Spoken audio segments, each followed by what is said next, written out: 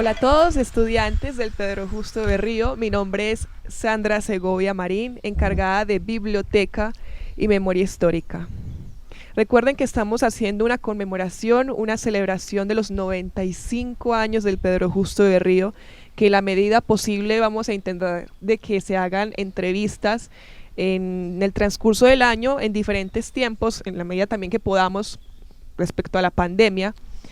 Pero yo a ustedes les prometí algo, les prometí una entrevista con uno de los invitados más esperados, uno de los invitados más especiales y de los que están esperando todos escucharlo y volverlo a ver. Está con nosotros el padre Darío Vanegas López, director del Pedro Justo de Berrío en 2 ocasiones. La primera fue de 1988 a 1993 y la segunda fue del 2011 al 2016. Entonces está con nosotros el padre Darío Vanegas. Padre, bienvenido y muchas gracias. A ustedes, Sandra, y a los del Pedro Justo de Berrío, un agradecimiento pues por invitarme a esta entrevista. Primero que todo, saludar a toda la comunidad educativa que recuerdo con tanto cariño, porque además es la institución en la cual también por providencia, ¿no?, y por deseo de los superiores salesianos he estado más tiempo compartiendo. Muchas gracias, padre. Padre, la verdad, son muchos momentos que usted ha vivido en el Pedro Justo, muchísimos. Vámonos un poquito más atrás, vámonos para el 88, vámonos de 1988 al 93.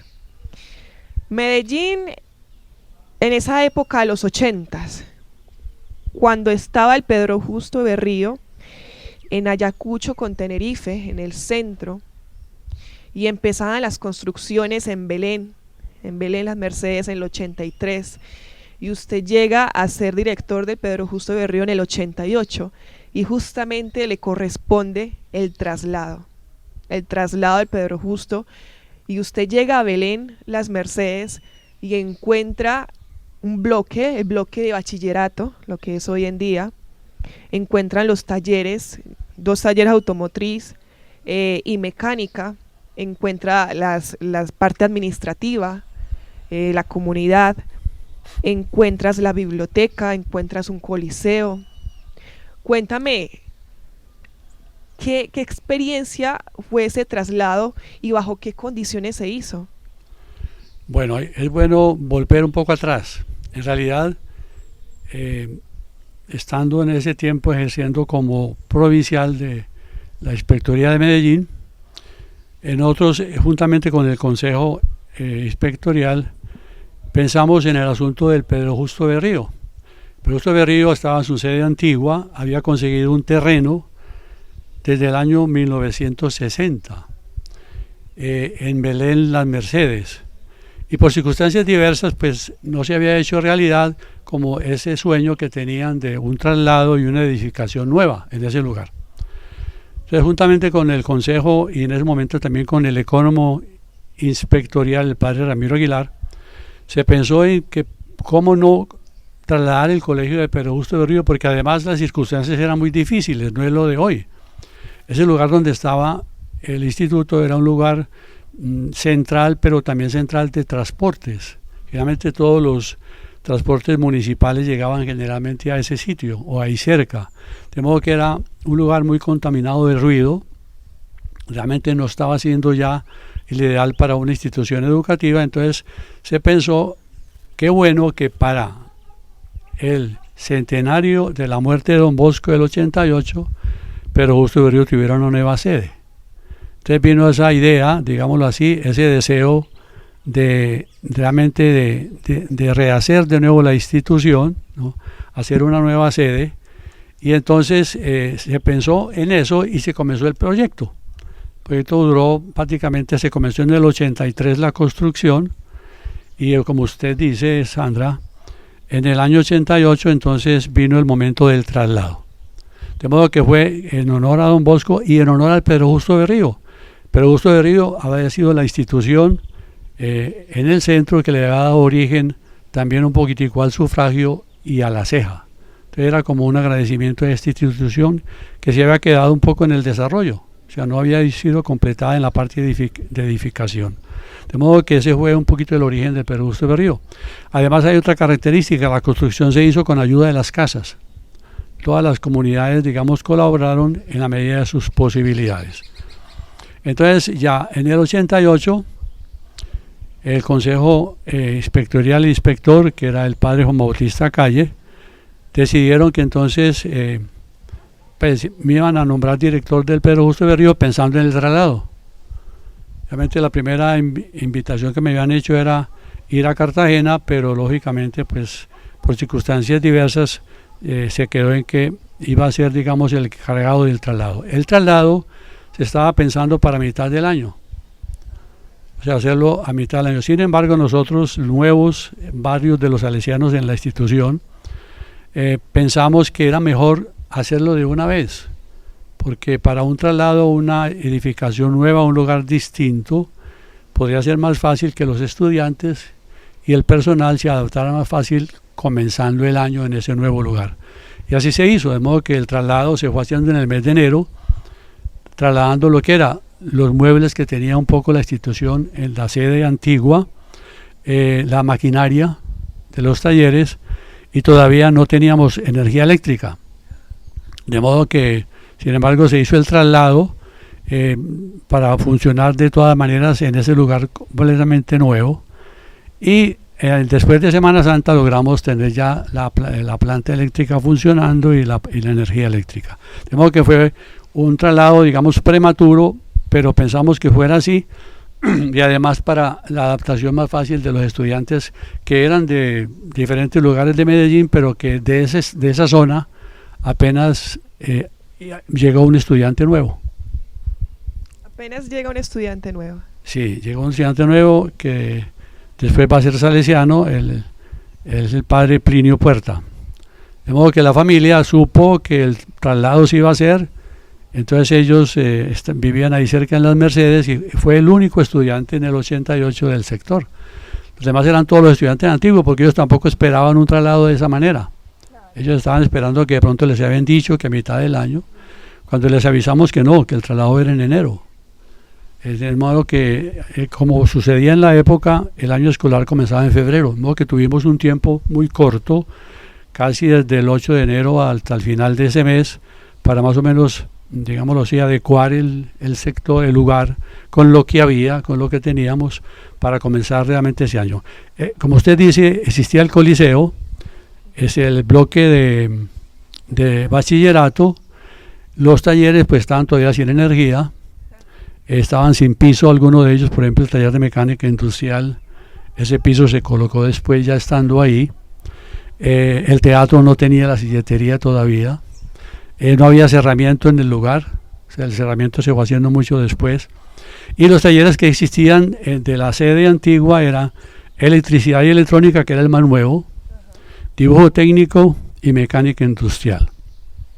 Pero ya se había hecho una petición para esa institución y era de nuevos equipos.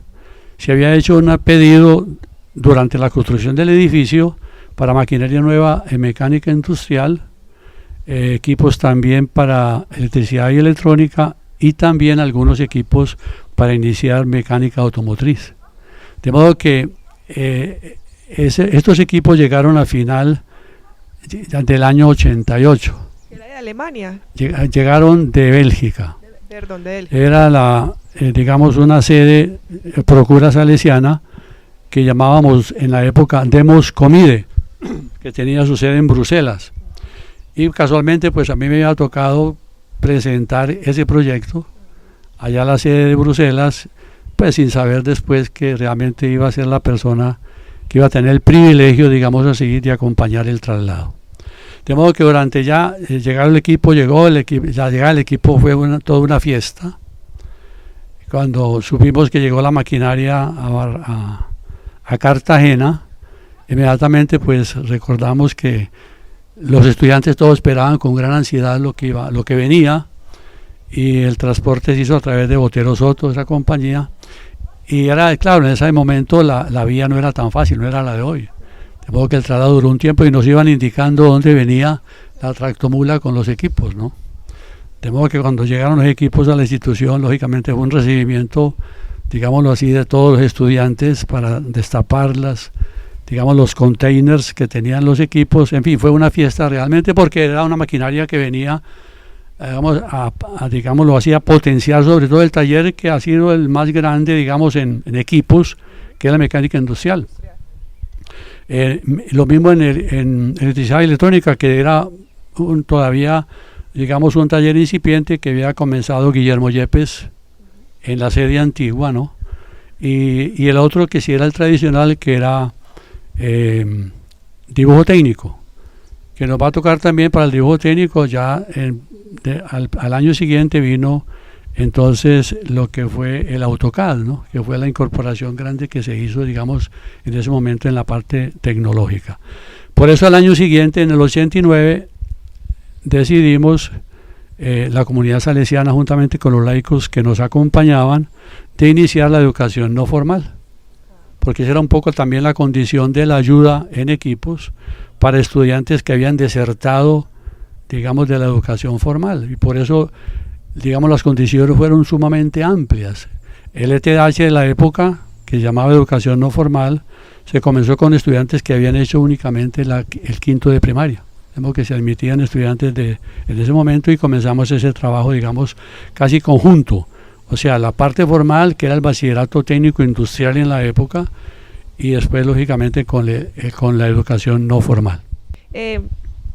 Uno en llegar a Belén Las Mercedes, a ese colegio tan grande, porque pues en el centro sí era grande, estaba la iglesia al lado, ¿cierto? María Auxiliadora, pero llegar a Belén y encontrar monte todavía, porque había bastante monte, donde está el aire puro, que en ese tiempo no estaba, y no estaba en la parte primaria por la fraternidad, eso era puro monte.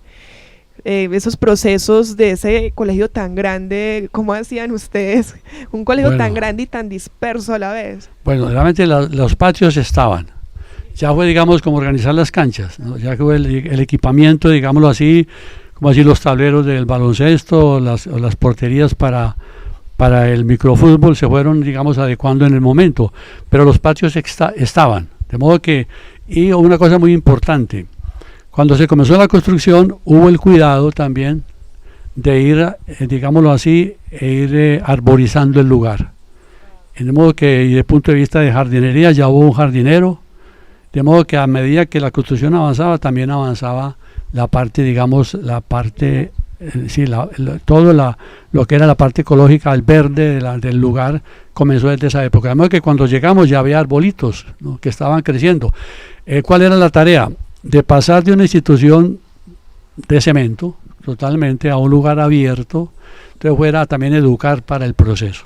Yo creo que eso es una tarea que se hizo con todos los estudiantes y los docentes y el personal. Estamos en un lugar abierto que hay que respetar. Vamos a respetar la grama, la parte verde, y a amarla. Eso fue muy importante, todo ese proceso, por supuesto, porque además el colegio antiguo de la sede de Pedro Augusto de Berrío se fue deteriorando, porque como se sabía que se estaba construyendo una institución nueva, entonces, digamos, se comenzó, digamos, tampoco se dejó de invertir en la misma, ¿no?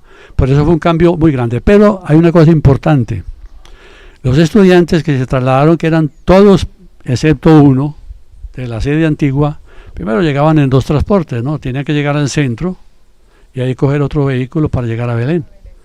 Que era una tarea difícil. Ellos entraban temprano, tenían que salir muy ligero de sus casas, y los talleres iban hasta las 6 de la tarde, ¿no? O sea que en realidad después logramos adelantar un poquitico la salida para que lograran llegar a sus casas ya siempre tarde en la noche. Eso era muy importante. Pero ellos, no obstante llegar a un lugar abierto muy bonito, añoraban un poco el patio del Pedro Augusto antiguo, porque ahí todos se conocían. Primero que todo, también el Pedro Augusto de Berrío, ya en la nueva sede, comenzó a ser muy rápidamente más grande, o sea, con más alumnos, más estudiantes. Por lo tanto, en el colegio, en la sede antigua, ellos se conocían, salían al patio y ahí todos un poquito se relacionaban. Entonces añoraban un poco esa familiaridad que se logró tener allá. Al llegar a un lugar más abierto, pues lógicamente un poquitico era más difícil. Perfecto. Maravilloso. Padre, vámonos más para arriba.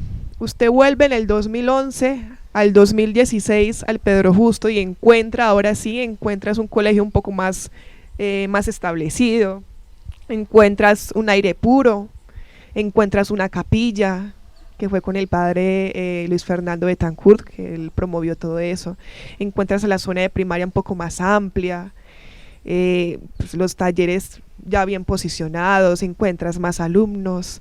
Cuéntame ese proceso, cómo fue al llegar en el 2011, más adelante. Sí, yo creo que la llegada primero de nosotros a la institución con el equipo de salesianos de la época y con los laicos que nos acompañaban, pues comenzó un proceso de desarrollo realmente.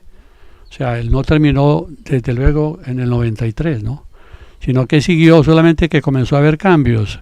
Por ejemplo, ya los estudiantes hasta el año 93, casi en su totalidad, excepto algunos estudiantes que eran de dibujo técnico y algo de electricidad, iban a la universidad, sino que masivamente iban a trabajar a las empresas.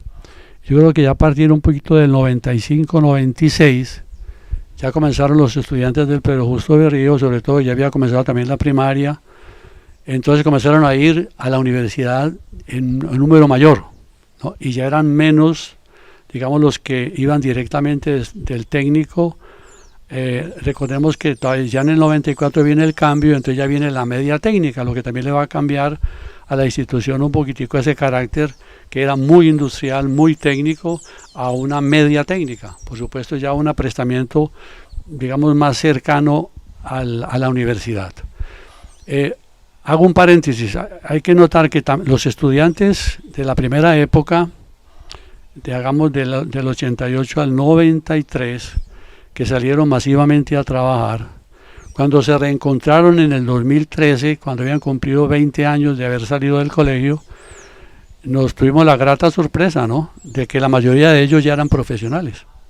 O sea, que habían inicialmente ido a trabajar porque lo necesitaban, eran muchachos que necesitaban trabajar, pero una vez que ya habían iniciado el trabajo, habían obtenido algunos recursos, o trabajaban y estudiaban, o inclusive dejaron de una vez y pasaron a la universidad. Y casi el 80-90% de todos ellos ya eran profesionales en su misma rama o en ramas diferentes. Entonces, por lo tanto, ese cambio de la nueva técnica también aceleró, digámoslo así, ese proceso de que los estudiantes digamos ya de la media técnica iban a la universidad, y ya fue entonces la semilla sembrada en el 89 del ETDH, ya a partir del 94, que comenzaron a continuar esa vocación del Pedro Justo de Berrío. Inicialmente sabemos que nació como una escuela de artes y oficios, y por eso después, inclusive en la época ya de nuestro traslado, sobre todo en ese segundo momento, cuando los padres de familia de la institución se dieron cuenta que había un ETDH, porque el ETDH también en ese segundo momento, nosotros pasamos el ETDH que era en la noche, lo pasamos al día. Se lo pasamos realmente, en ese caso, digámoslo así, sobre todo el trabajo con el SENA. El trabajo del SENA se hacía en la noche y el ETDH era viernes y sábado. Entonces decidimos que el trabajo con el SENA mejor lo hacíamos en el día, porque en la noche pues prácticamente estaban solos. Entonces no participaban de la riqueza de la comunidad educativa. Entonces cuando hubo ese cambio, los padres de familia, algunos de ellos pues reclamaron, ¿no?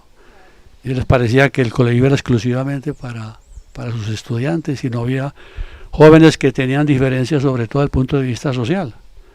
Pero logramos en ese momento, antes, digamos, él era director el padre Enrique Fernández, él nos apoyó, yo era ecónomo en ese momento, y entonces logramos hablarle a los padres de familia que antes era sentirnos orgullosos de que el Pedro Justo de Berrío diera la oportunidad, que era como la responsabilidad social que teníamos, ¿no?, a un grupo de jóvenes de prepararse para el mundo del trabajo. Padre, entonces usted llega nuevamente en el 2011 y al año ya hay coeducación, empiezan a llegar las niñas. Padre, eso es un gran paso para el Pedro Justo, porque es un colegio que era totalmente de alumnos en un principio interno, pues en Ayacucho con Tenerife, en el 1936 pasó a externo, continúan siendo de hombres, pero en el 2012 empieza un proceso de coeducación, llegando muy pocas niñas. Cuéntame, padre, ¿cómo Sí. se hizo todo eso? A ver, yo había llegado de una institución también donde se había creado la coeducación en Tuluá. Entonces había vivido juntamente con los salesianos de la época en el Tuluá y de los docentes, digamos, los beneficios que había tenido la institución con la venida de las niñas, de las mujeres a la institución, ¿no?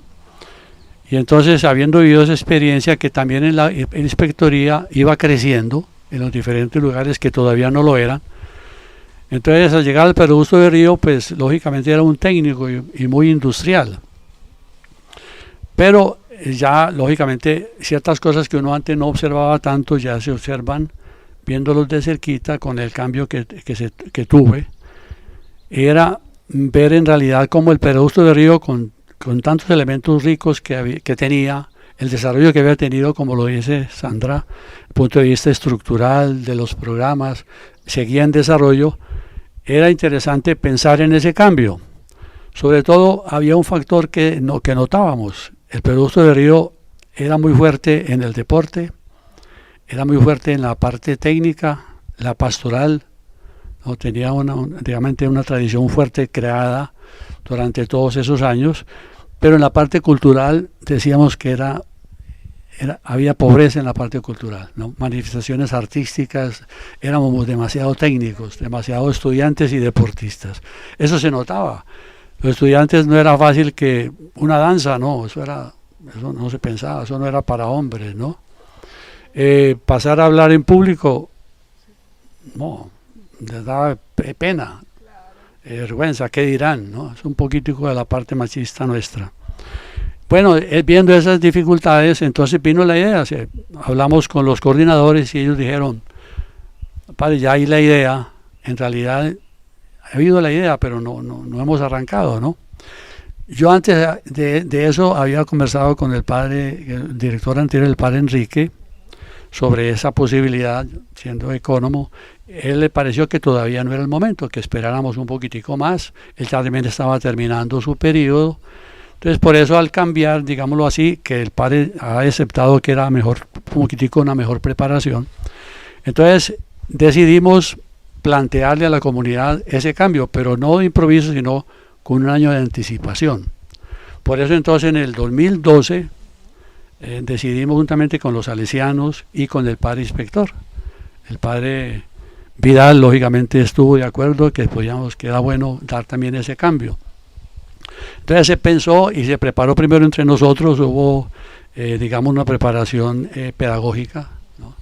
Hay un video muy interesante que dice El sueño imposible, es el video, es un video casi en caricatura, ¿no?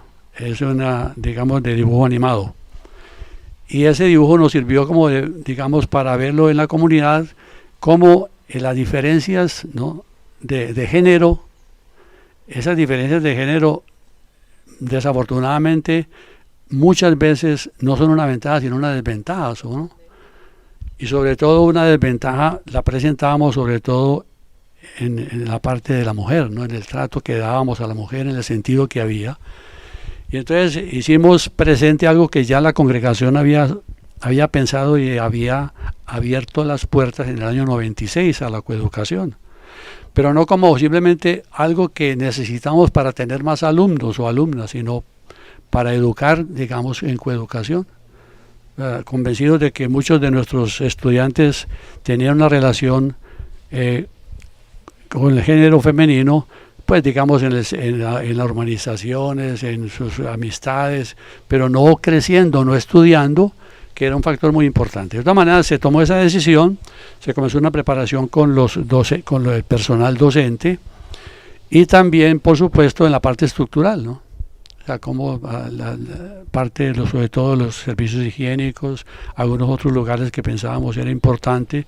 También pensamos en la parte técnica, cómo iba a poder ser, y lo propusimos a la comunidad. Hubo un grupo de padres de familia, lógico, que nos mandaron una carta donde decían que no estaban de acuerdo, que les parecía que, en fin, ponían algunas razones para defender que fuera únicamente de hombres.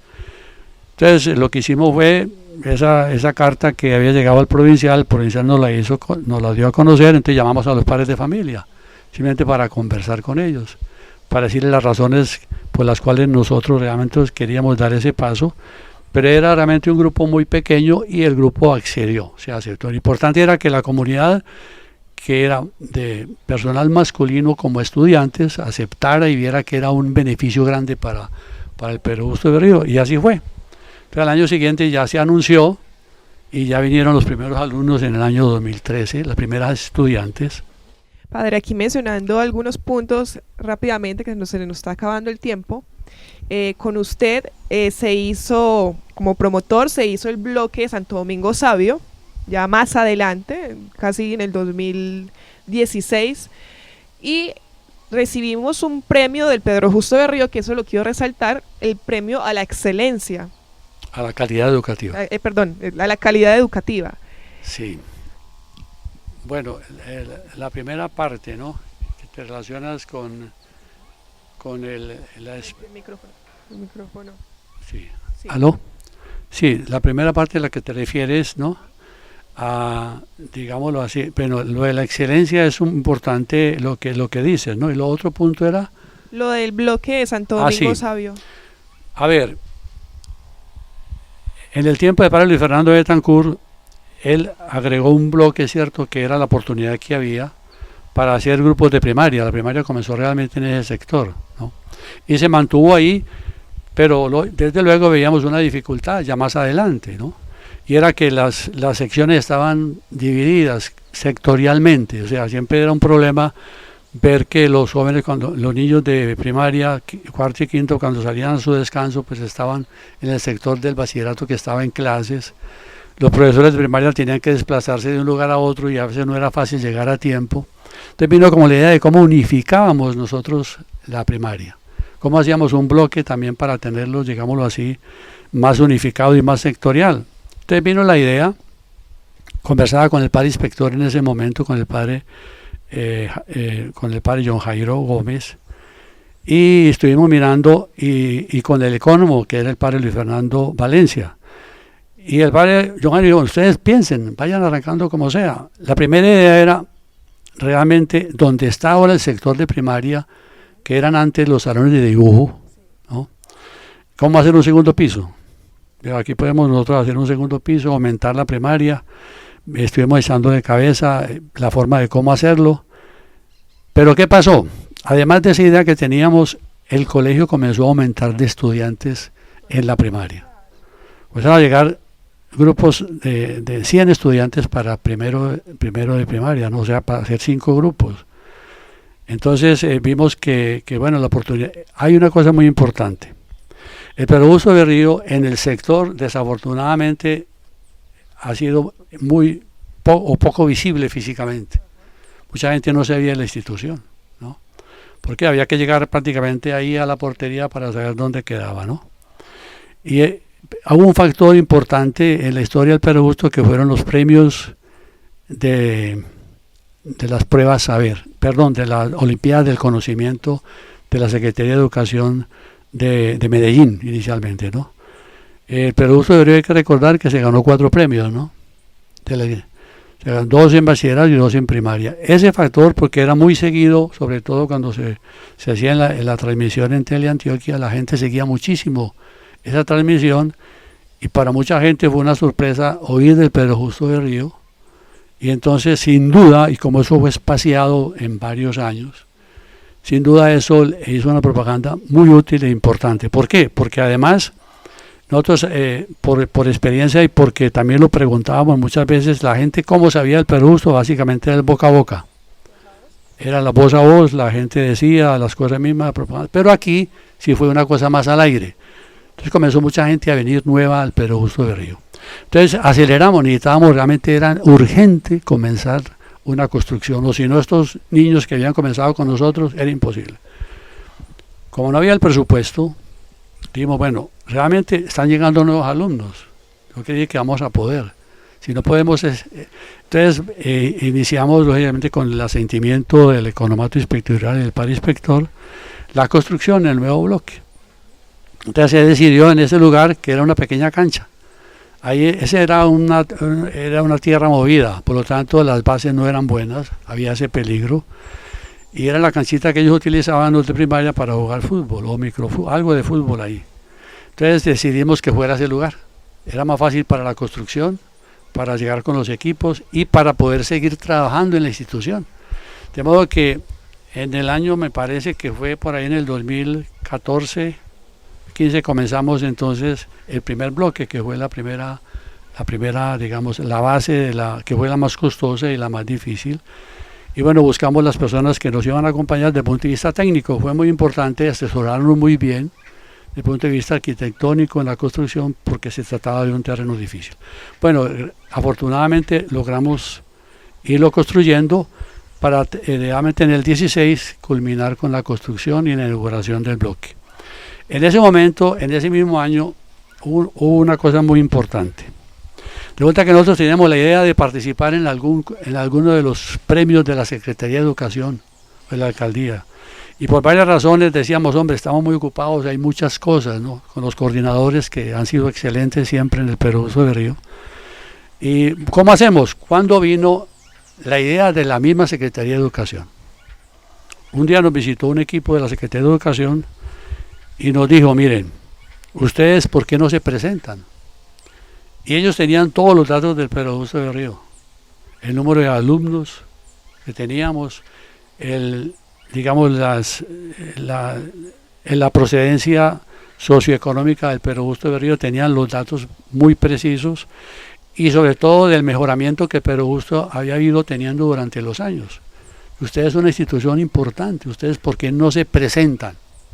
Entonces nos lo dijeron en una reunión toda del comité, digamos, de calidad. Digo, háganlo, inténtenlo, porque ustedes tienen la capacidad de hacerlo, según lo que nosotros vemos desde lejos.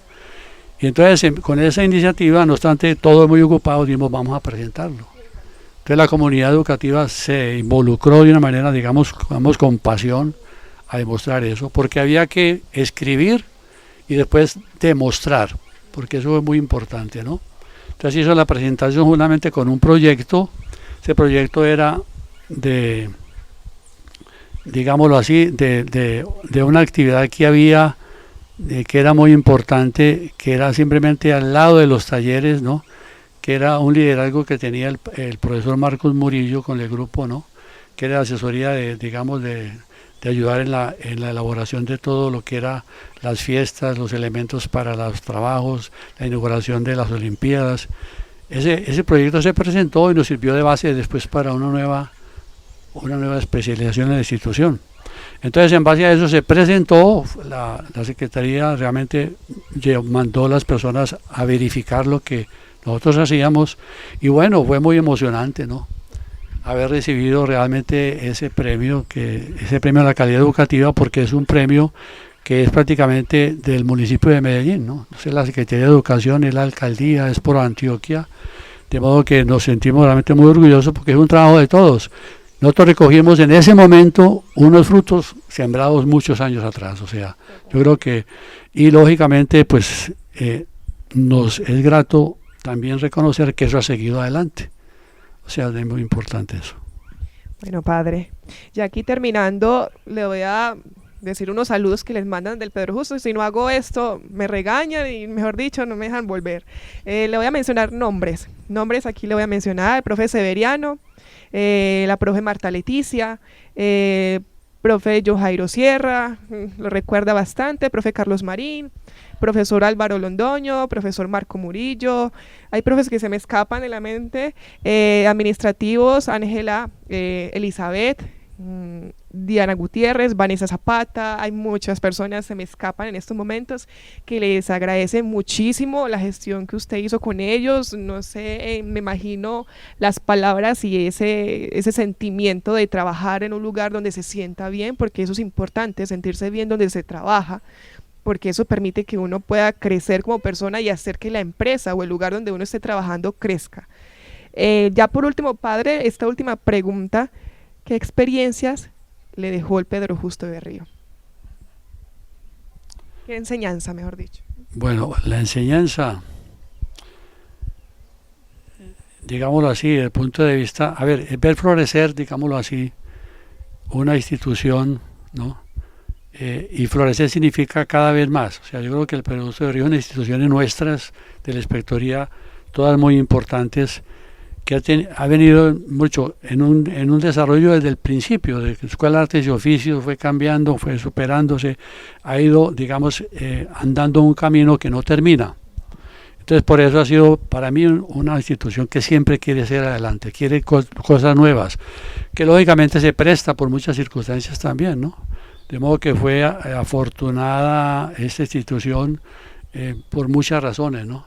Por el sitio donde está, por el personal con el que ha contado, por los estudiantes, por supuesto, ¿no? Que son a fin de cuentas la razón de todo. Y entonces digamos que desde el punto de vista salesiano, para todos los que hemos estado en ese lugar, ¿cierto? Ha sido lógicamente una alegría haber podido compartir, tanto laicos como nosotros y seguramente los estudiantes, ¿no?